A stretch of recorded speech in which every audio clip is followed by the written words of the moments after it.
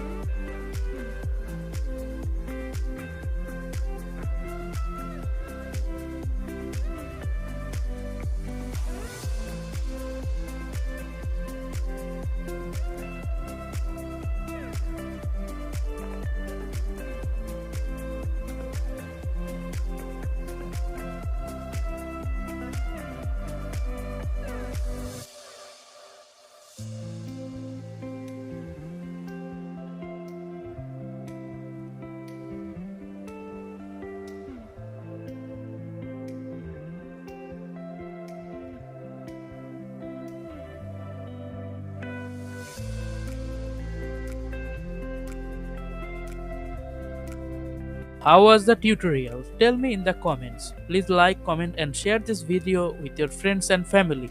Also, please subscribe and don't forget to click the bell icon for more videos.